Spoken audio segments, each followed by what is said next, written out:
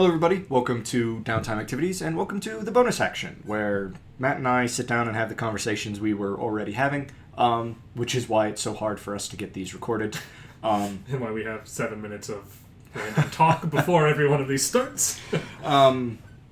We cover concepts related to this hobby that we love so much, tabletop RPGs. Some stuff sort of directed more towards players. Some stuff is directed more at game masters. Some stuff is just sort of ruminations on storytelling or sort of running the game stuff in general.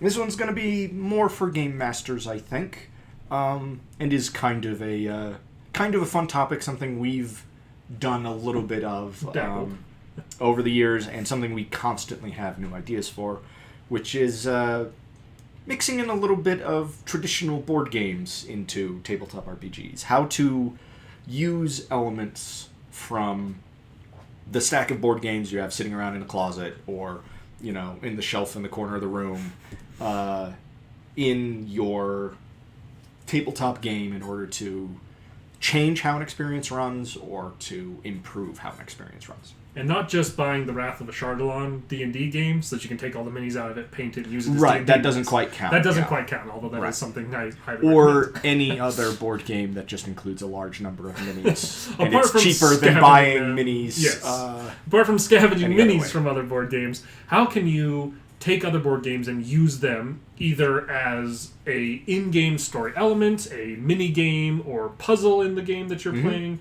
or entire backstories of worlds in some situations? I think we have lots of different ideas, lots of things we've either used or kind of have some intent to use in the future.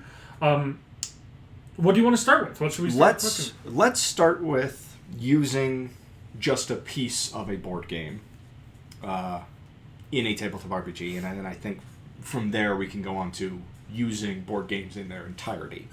So I think one of the really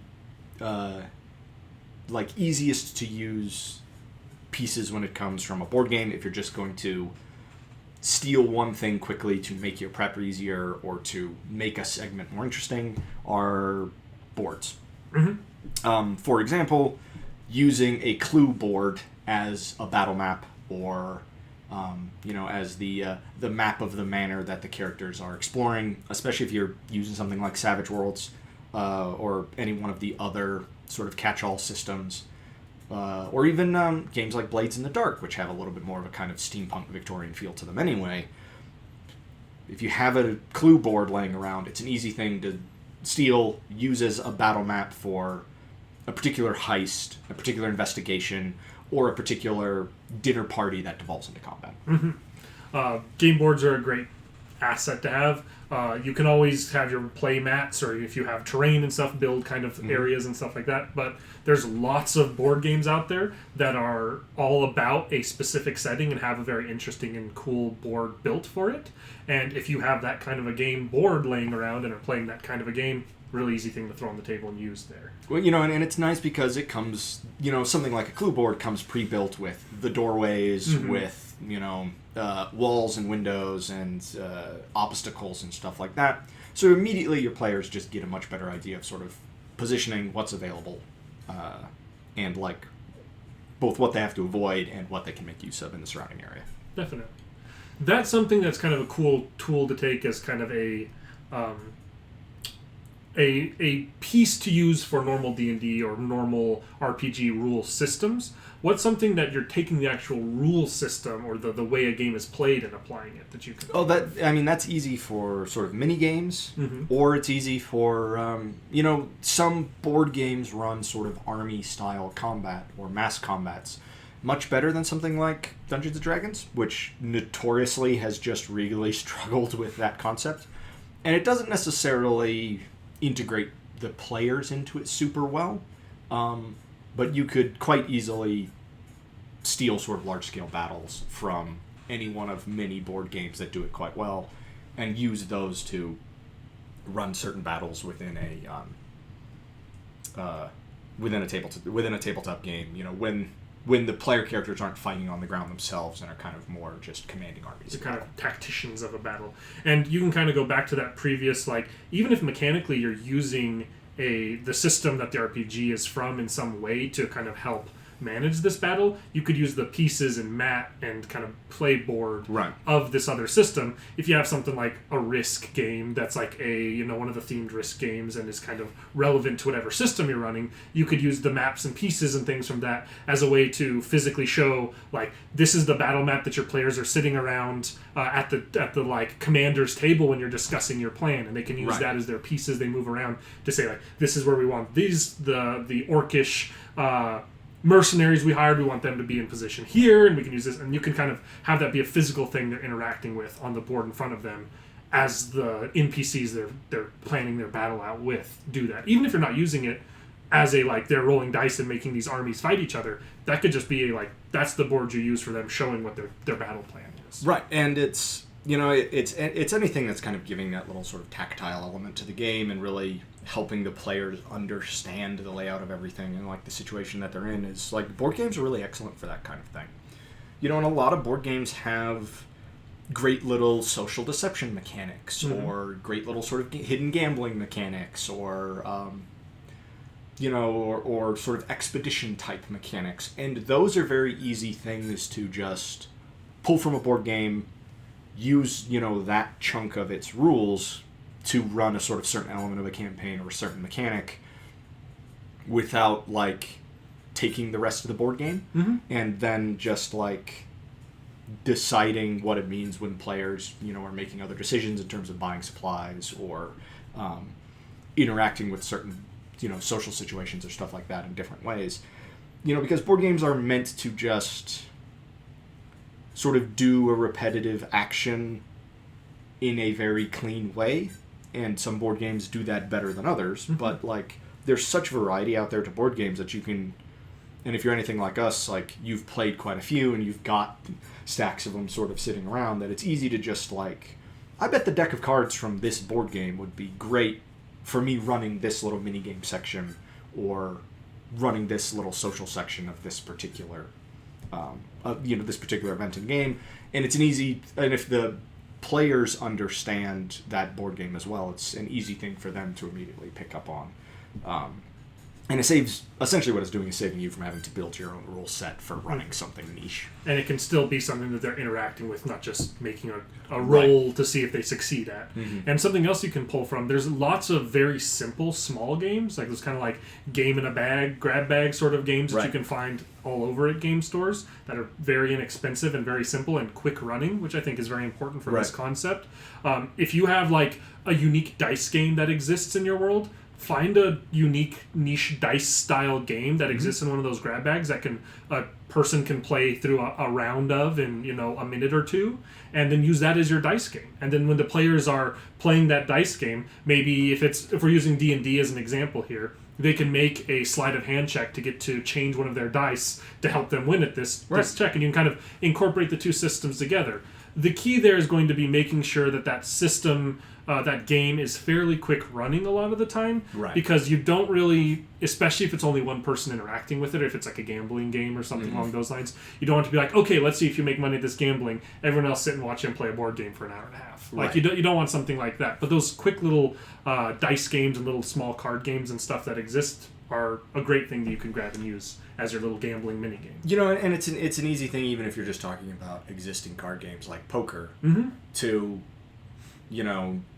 do a run down the table, give, everybody involved 2 whole cards, and then if somebody's successful at cheating, they get an extra whole card. Or if they get a crit, they get 2 extra whole cards. They get to choose which hand they want to use. And that's just a super easy way to just deal out cards, just let the players' sort of stats, and the rolls that they make kind of affect the flow of the game, without it just coming down to, like, in Savage Worlds, there is a gambling skill.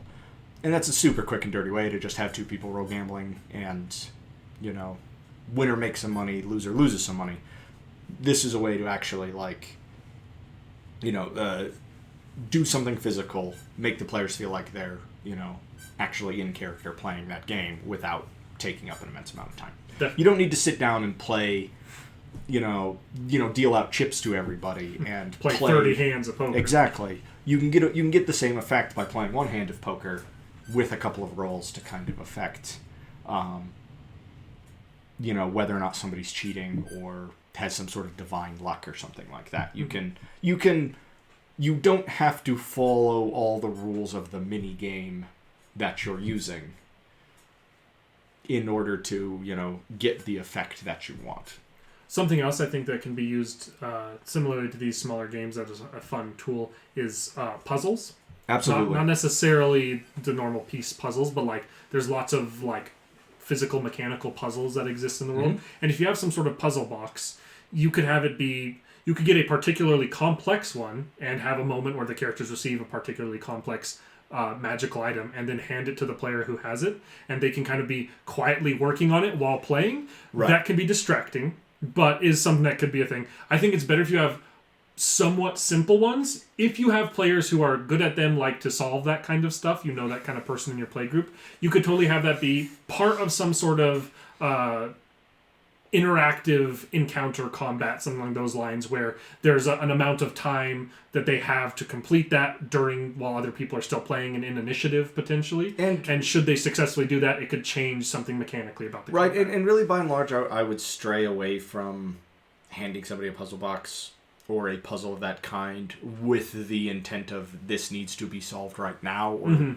the story can't progress or the session can't progress, because then by and large you're probably not going to go anywhere.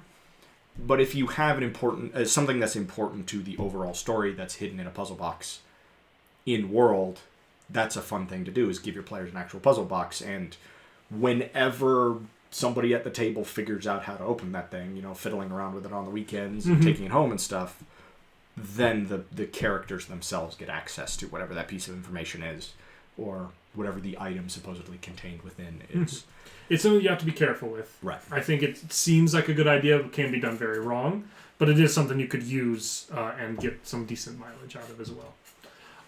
Also, kind of using the concepts of some board games and applying them to your game. Things like puzzles. You could potentially use actual puzzle pieces with this too. If you don't necessarily have to have a puzzle that is slanted to your game. If you have some sort of, for instance, you have some sort of like magic artifact they're tracking down that they have to find all the pieces of to put together. You could get a small like 10-piece circular puzzle that's like a sun or something for little kids. You could paint it all black, paint over it in whatever color, like a stony gray color, and then draw runes on the front of it. And then as they discover the pieces, hand them physical pieces of that puzzle. They know they've completed the artifact when they're able to put it together. Right. Little things like that are quick kind of DIY projects you can do that make for a physical thing. And it's an easy way of them to try to kind of track their progress. And, they have something to look at in front of them that lets them know, like, that they still have work to do. Which really isn't a bad thing. And there's plenty of games that have really complex trade mechanics, or trying to acquire different goods in order to purchase different things or sort of build different things. And if you're doing any type of campaign that is a little larger scale, a little more strategic, those are good systems to borrow or good systems to just outright steal. So that the player characters can kind of, in a handy deck-based way or whatever, can keep track of the amount of goods that they have, sort of either what those goods are worth or, what they can exchange those goods for, as well as, potentially supply routes or, sort of the state of the world at large, if you're fine with, sort of actually setting up a map on your game table and just leaving it there long term. I mean, the stuff like Settlers of Catan has all the decks of resource cards, and and that you can kind of build your own map. That I'd probably shy away from that unless you're just then basing your world map off of that map. But it has specialized decks that can be easily used to keep track of resources or keep track of trade routes or trade goods that player characters could get a lot of use out of in certain types of campaigns. If supplies or kind of mercantile business is a big part of your game, just using those pieces as physical reminders of how much they have of certain things, and as essentially player to DM currency later on of like, even if you use it as like a reminder of how much food rations you have for a long expedition with a group of people, they could be like, another day passes, hand me the card. Another day passes, hand me the card. You loot this area, and then you hand the person who's keeping track of this 3 like supply cards. You can use things like that as physical reminders that can lay out on the table and be helpful and cool tools. And especially when like with things like the pieces of the puzzle or the board pieces that are something that's kind of a resource or a trade good or something along those lines, then at a certain point when that becomes a regular thing to them and they say, oh yeah, I looked through the vault in this fortress we just finished thing, and you just pick up a card and hand it to them, or you pick up a puzzle piece and hand it to them, they know what that means, and they get excited like, oh, we found another piece, and then they're going over and they're putting it to the puzzle, they're adding it to their supplies. And I think that it takes the right game or the right story plot to use these kind of tools, but it's a very fun, cool physical reminder that can really enhance your games in a cool way. You know, and so many board games have custom decks of cards, have weird decks of cards. I'm not necessarily advising you to go out and buy a board game just so you can steal a deck of cards from it to use in a tabletop RPG, but there's a decent chance you may just have some of them lying around anyway. And I'm sure you could get, good fun out of using some sort of deck of random event cards from even from something like Monopoly or another game like that. Even if it's not the players drawing them, it's just you drawing them and then interpreting the results in a way to sort of inspire random encounters or stuff like that. You could really get a lot of mileage out of that type of thing. And it's something you could do with a plain deck of cards. If you know what the numbers mean, if you know what the suits mean, then it's like, oh, that's a 9 of diamonds, which means, okay, diamonds is my like hostile encounters list. 9 is something a little more high tier, so here's what they encounter on the road. That throws a lot of variety into it, and it it's not just a simple dice roll anymore. There's a lot more results that could be had. And decks of cards in general are just super useful to have there's lots you can do with a deck of cards. You can make cards stand for lots of different things. You can have the kind of physical or just do a deck of cards tarot style card readings, and you can have each one mean different things. There's decks of many things, and there's the one-to-one translations of what a normal deck of cards could translate into those or other magical decks.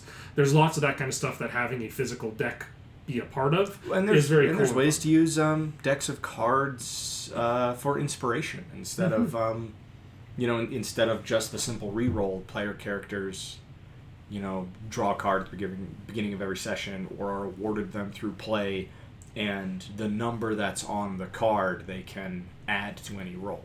So getting a 2 is not necessarily super useful, but having something like a 9 where it's just like, I just rolled a 10 on that, I'm going to make it a 19.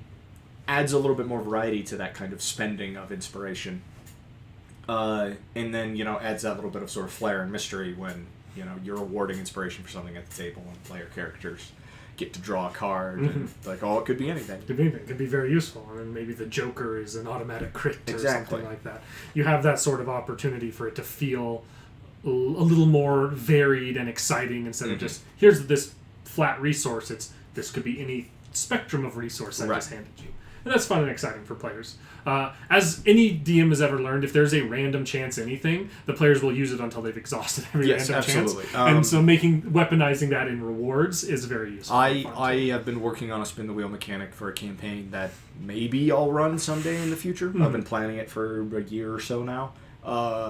That knowing full well that because it's a spin the wheel mechanic with some sort of goofy results, that the player characters are going to want to interact with it quite heavily. And there are, speaking of spin the wheel mechanics, there are lots of board games and stuff out there that have spin dials and things that are part of it, and you could have some sort of you could even as simple as like a twister and a twister board and change what certain emblems and stuff you could repaint or paint over, or you could just change what they mean and have that be something that the players can interact with. There's lots of that kind of physical stuff that if you think creatively, you can get some fun mileage out of. It doesn't have to be constantly in every campaign you have all these wacky things you're throwing out on the table. But just look at what's on your shelves and think, I wonder if I could use that Jenga tower for this, or I could use that twister board for that. And you'll come up with lots of cool stuff. Absolutely.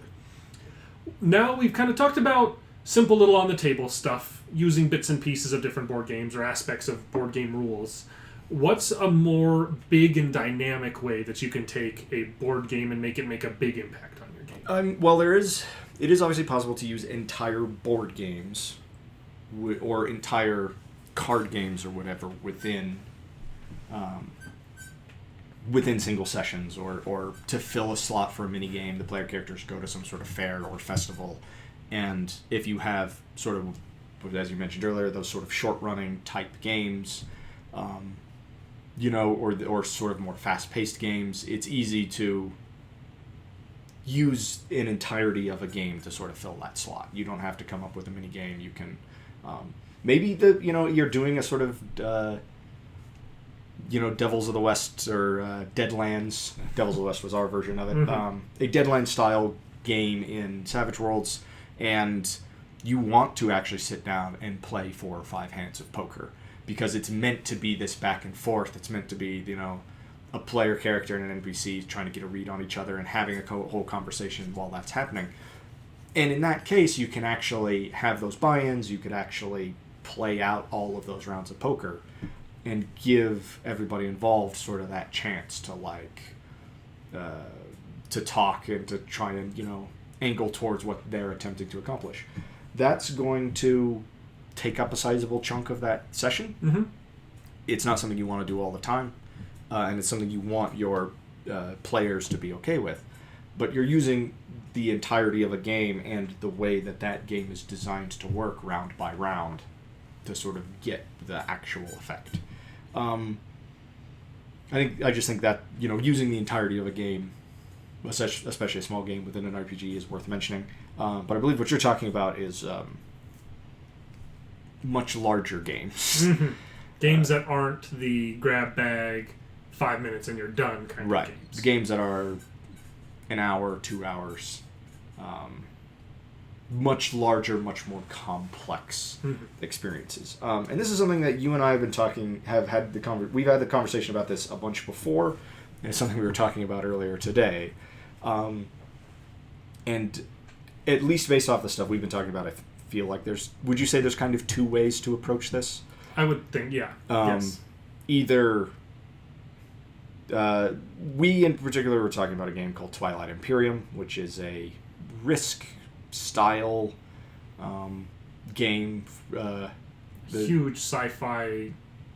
It's space kind opera, of really. Space opera, giant space opera simulator where there's victory points and there's resources and there's units. It's like whole variety of species with their home worlds. And games worlds. can take a very long time. And it's it's political. There's trade agreements. There's combat. There's research. All these factions angling to sort of take control of this empire that is recently collapsed. It's not the game for everybody. There are whole tournaments for it that get covered on YouTube that are single games are 4 hours long, and it's all these sort of semi-professional players, competing for prize money. The game's ludicrous. Mm-hmm. But it doesn't take all that much time playing it to, if you're a tabletop RPG player, to start having character ideas, to start having story ideas. And sort of with that game in particular, we've been kind of talking about 2 different concepts. Either using that game in its entirety, rules as written, to sort of establish the backstory of the world that we then play in, or trying to find some way of using its mechanics and using its tactics in tandem with the tabletop RPG game, with the 2 of them sort of running alongside each other and each affecting the other, both of which present some difficulties, but one of them is much more straightforward of a concept than the other, I think. Absolutely. And I think we start with the straightforward concept in discussion, and we'll use Twilight Imperium as our example. I think there's a lot of large board games that are kind of fantasy, sci-fi-esque, different sort of backdrops that would fit very well for this, and that is playing through the course of one of these large-scale games and using that as the backdrop or the world setting, the way that the state of the world at the start of an RPG campaign that you then have take place in there. So for the sake of Twilight Imperium, we'll say that we are playing with a sci-fi RPG system, and we are using the races of Twilight Imperium, and we've made our versions of those races as characters to play later on. How do we then make Twilight Imperium our backstories and make that our setting story? Well, so, like, I mean, obviously you want to play... At its core, you're playing through the entirety of the game and either taking detailed notes as to the course of events and trying to name certain events, name certain battles and stuff like that. Or you're just actually recording the whole thing, cameras and microphones and stuff, and that way you have that reference to go back and, like, and see, and then, you set your campaign 5 years after the end of that war, 15 years, 20 years after, where whoever won, their faction is now the head of this new galactic empire. Maybe some, species or factions have been eliminated entirely. Maybe there's some holdouts from them. There's a lot of hurt feelings about the way certain things played out politically and, like how certain battles went. And that's the backdrop of your campaign. So you're now telling a new story. Maybe it's a much smaller scale story. Maybe you're going the edge of the Empire route in Star Wars, and it's, it's the story of just smugglers and bounty hunters and fringers trying to make their way in this big and dangerous world, but the locations that you're visiting are the planets and stuff from this game. Or it's another big, grand sort of political story, but with that as the backdrop. And I think this is a really fascinating idea. Absolutely. Because, there's specific events to reference. There's specific betrayals to look back on. You can make you can easily make a character who was a kid during this big siege of the capital planet, or who lost a brother in one of these battles, and or was a veteran in one of these battles and still really hates those damn space Khajiit.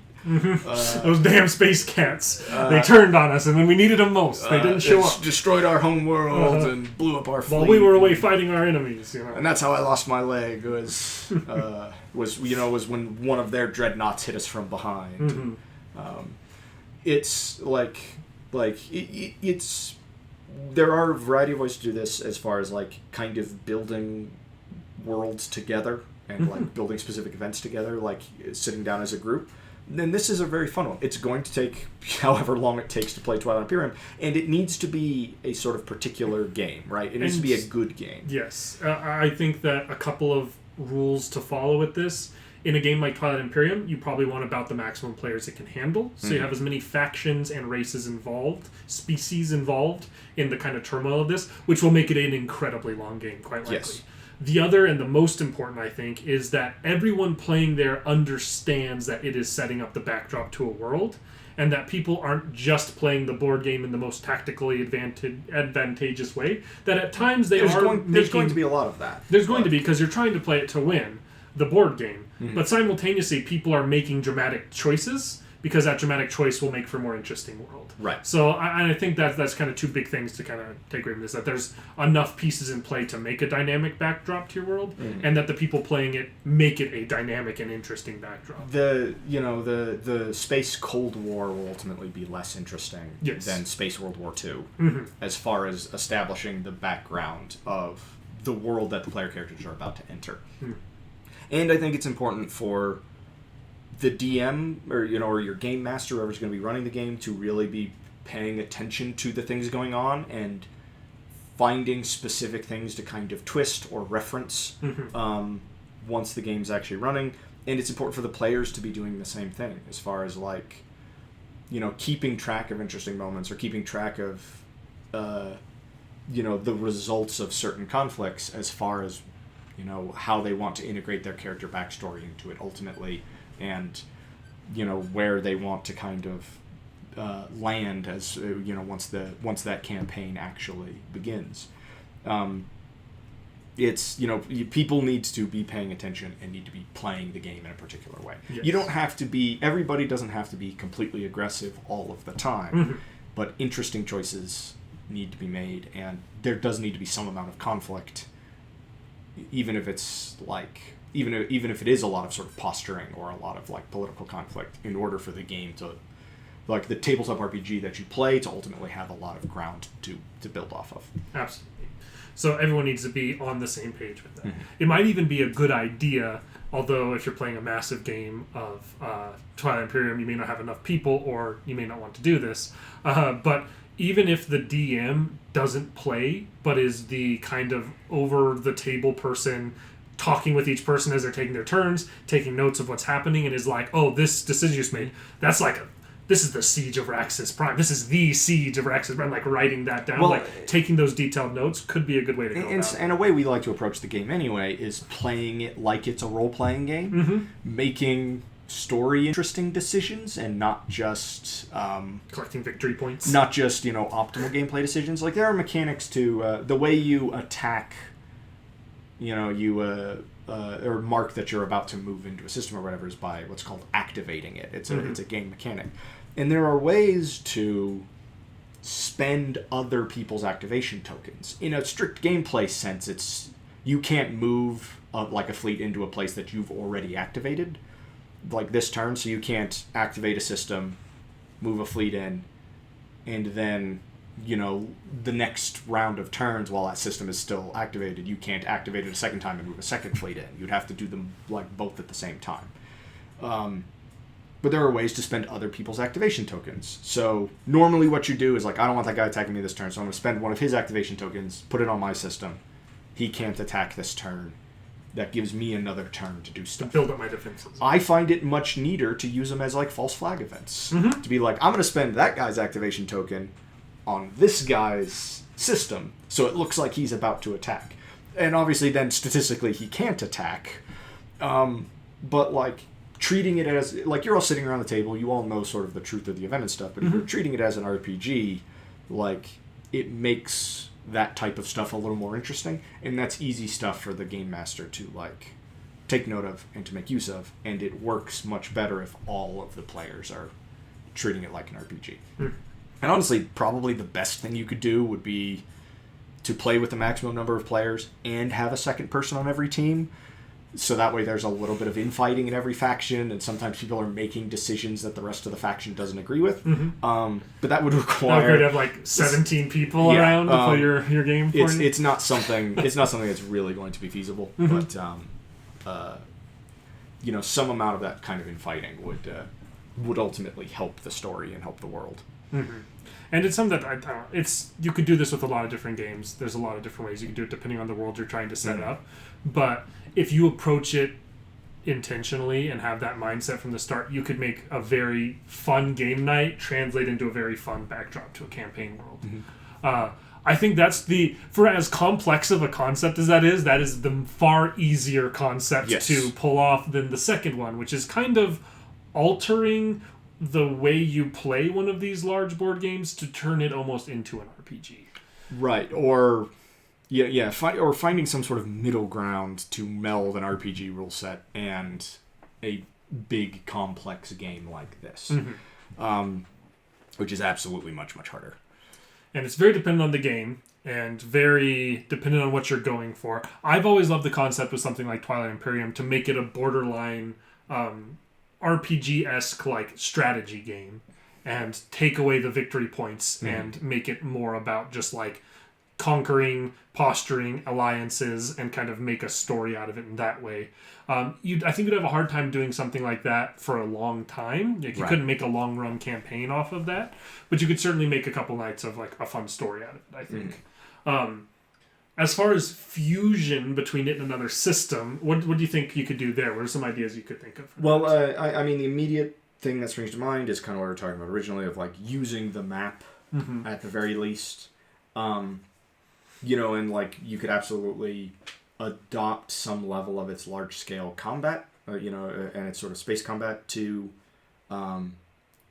looking at something a little bit more like the Mount and Blade series with Bannerlord and Warband, where it's both sort of a strategy game where you're controlling, large number of troops on the battlefield and are trying to build armies with those individual RPG elements, where you're making an individual character and they have their own skill sets, and that's affecting the world in some way.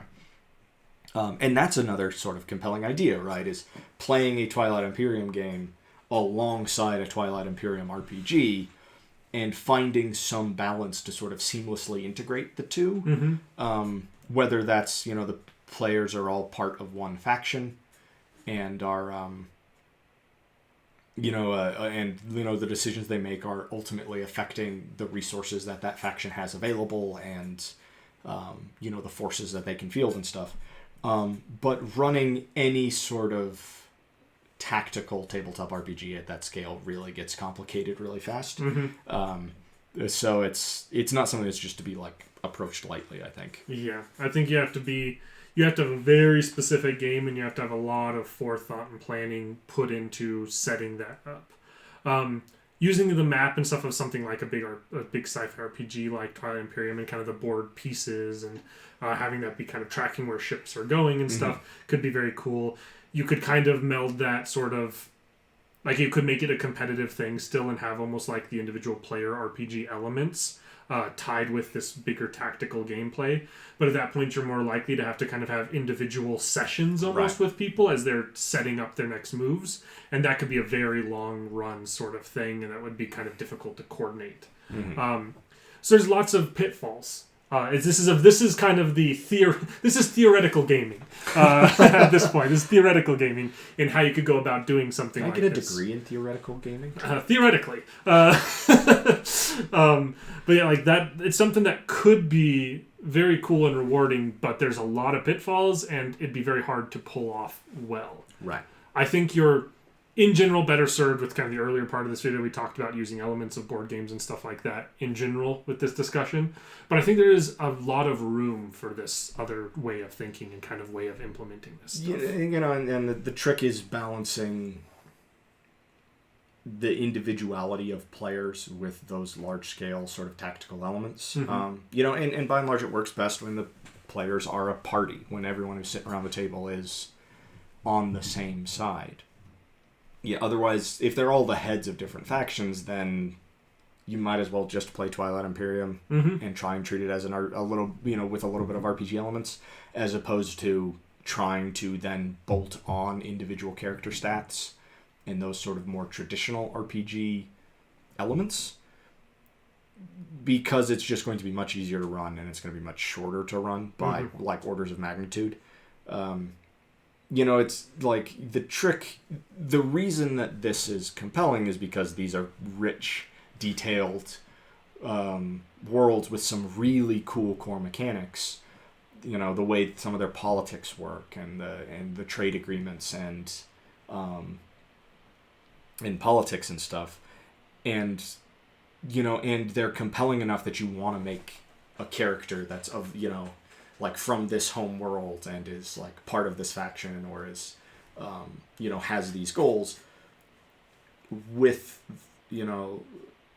but it's just really hard to find a way to reconcile the two, which is why I think by and large the easiest way to do it is just to play one, use it as the backdrop to establish the other. That gives, I think, some amounts of that parity without really complicating how you're running the games. A way to kind of simplify it too is what we've already discussed a little bit, and that is to role play tabletop board games. Yes. You can do that as long as everyone at the table is of the same mindset with it. You can take a game like Twilight Imperium, and you'll probably make it take longer and be a little bit more swingy and wild, and victory conditions may matter less. But if you approach it in a let's all play this, not of the mindset, don't just approach it with, I'm going to win this board game however I can with the victory points, but I'm going to play my faction the way my faction would play. And if you're playing the kind of violent hive mind alien group, you're going to be violent. You're going to expand aggressively. And it may not always be the tactically right decision, but you can kind of almost role play a competitive board game or a cohesive one. And I think that this works best with board games that are either competitive or not super punishing cooperative board games. Because there's a lot out there that you have to do things right or you're going to lose every time of this board game. But if you can kind of have that RP element added into other board games, you can turn almost any board game into an RPG and have a ton of fun with that. And there's games that are designed to sort of mimic a certain aspect in a cool way. Games like Captain Sonar, where you're playing as two submarine crews, like battling it out on this small map, and it's everybody has a role to fill. I think you could absolutely do ways to either either you're constantly interrupting that, a long-running game of Captain Sonar. A quick backdrop to this. Captain Sonar is essentially 4v4 Battleship. Yes. It is a submarine combat game where two teams of people with different roles on a submarine. So you've got your communications officer, your captain, engineer, navigator, and so it's all about balancing out what your sub can do. Coordination, coordinating your whole team. Somebody's just listening to what the other team is saying. That's their whole job. That to them. And you have to surface every once in a while, and you have a couple of different armaments that you can use, and it's just all about trying to locate and destroy this other sub that's doing the same thing. And it's this kind of fun, tense little, back and forth game. It's even better if you play in a closed space without AC, so everyone's just sitting there sweating. Yes. Lights low, you get a red filter for a lamp, and you gotta tuck it in a corner. And somebody's just playing a constant sonar ping on their phone. But I think it'd be really fun, to there are game modes within that where you have to accomplish certain objectives. You have a list of objectives you have to complete, which might be getting to this island. And then from there you have to go to this next island or whatever. And the other team's kind of trying to do the same thing. You could really, quite easily, anytime somebody hits one of those objectives, jump, have, everybody has characters statted out. And, you hit that objective, and now that team does a session, where it's the four of them, or it's a four-man ground team that has to go onto this island and has to, blow up this power plant or whatever. And, whether or not they succeed at that within the sort of tabletop RPG element has some effects on, whether or not they get a point in the board game. And then you're just keeping that board game running long-term, in between these, little tabletop RPG sessions. Or you're just doing, one really long day of it or something like that. That's a fun idea to, intermix, use tabletop RPGs, little short sessions to intermix. You're playing a game of Twilight Imperium, somebody does a ground invasion of a planet, you do a session of a tabletop RPG where everybody's a squad, in space Vietnam, as part of a ground invasion on this planet. Attacking the literal space turtles' right. Fortress homeworld. And then whether or not they ultimately fail or succeed probably doesn't have any effect on the board game. You're still using that board game's dice rolling mechanics to ultimately determine how the ground invasion went. But that's a fun way to begin to characterize elements of the game or tell weird little stories within it. And a fun way to just string together a bunch of random one-shots. Absolutely. And I mean, if you're a very seasoned gamer, you're very good at a lot of these board games, you could have some of these competitive board games have one faction of that board game controlled by your players, and you control the other and make RPG decisions with it. For instance, the Captain Sonar, you could run the enemy sub by yourself and be make the decisions of where it's moving and how it's trying to intercept and stop them, and then they're both controlling their sub against you and then doing the ground invasion as the Spec Ops team that you throw enemy combatants against that they have to take out. You could run both almost not necessarily seamlessly. There'd be the back and forth between the systems, but have that be one cohesive game that you're playing, DM and GM that's players. just a fun little story that the player characters have to run through. Is that they're the crew of this small stealth submarine in enemy waters being hunted by another submarine, and they have to complete all of their objectives. Whether they decide to destroy the other sub or not.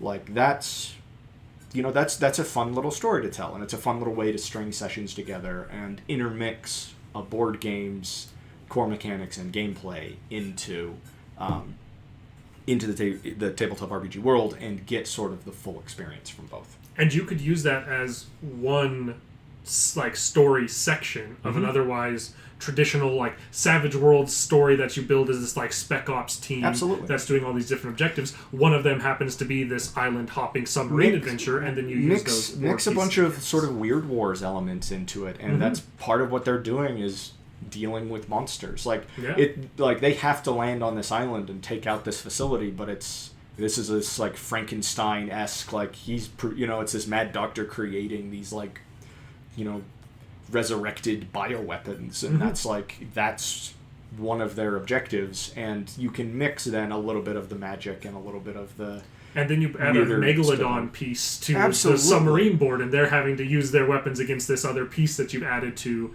the board game section of the game. It's you don't have to use board games sort of the way they were intended That's right. within tabletop RPGs, and you can still get a lot of mileage out of them. And that sounds like a very fun campaign. You're going to end up with a goofy cast of characters that, have to take at least elements of what they're doing seriously and complete, they have their list of objectives to complete, but it's, and you're doing it in a way that feels fairly authentic, because the way Captain Sonar is built feels really good to play, and it's really a lot of fun to try and, the way the communications officer's always moving the thing around the map to try and figure out where the other sub is. Like, they made a left turn. They're not at all where I thought they were, because it would be impossible for them to make a left turn. So, like, where in the world... Where could they be at? And then shifting that around.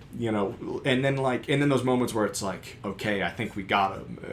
It's like they have to be here, and then they pull one method or another to kind of try and disappear and stuff. Like that will just add really unique moments to whatever existing RPG that you're running. And it doesn't have to be a military-themed one. There are plenty of ways to shoehorn a segment like that into a tabletop RPG just in general. Absolutely. I think the kind of moral of the story here is look at your rack of board games and just think about all these possibilities. From the using a singular little piece. I'm just saying. How can we apply Cathedral to? You can make that's the Game of Kings Cathedral. Is it kind of a city builder thing, or I've never really played it. No, it's essentially competitive Tetris, where you're trying to make it so the other person can't place a piece down on this board. Sounds like an excellent mini game to use in the middle of a tabletop RPG. Look at that rack of board games you have over there, and think of everything from pulling a singular piece as a physical prop for my game to running this as an RPG or in tandem with one, and you will find so many possibilities and opportunities. From super cool and serious to wacky fun little one-offs that you can add in as part of a game. Right. There's a ton of variety you can find here. There's lots of mileage you can get out of this. Brandon made us play Sudoku in a... That's true. We had to start believing in Sudokus because we were in one. And you and I both came up with different and completely legitimate ways to solve it, which was... I think neither of which were on the answer sheet that he had. Which was a little confusing and frustrating, but also... fun and different. We did play D&D Sudoku as a puzzle that we solved. And there's just countless ways you can come up with to do this. And your unique way of doing this will be dependent on what your shelf of video games or of board games looks like. Absolutely. So look at it. Think about it. If you've done this before, I think it's a decent place for us to call this episode to a queer. If you've done this before, give examples. Please in the comments below if you have a cool idea of something you want to do or something you've done in the past. Like, what's a cool board game element that you've applied to an RPG and has like really paid off in a really cool way. If you're interested in this kind of content, if you enjoyed this kind of conversation, we've got a ton of these bonus action podcasts. Our podcast style videos are longer winded conversation. We started doing a lot more shorter conversations, kind of 15 to 20 minute videos that are similar, just smaller concepts. We've got the Help Action series, which goes into detail on mostly 5th edition Dungeons & Dragons rules. We've got live play of all sorts of RPGs on the channel. All sorts of just nerd hobby stuff. So please check it out if you enjoyed this. Now go forth, slay dragons, sling spells, roll dice, and enjoy your downtime activities.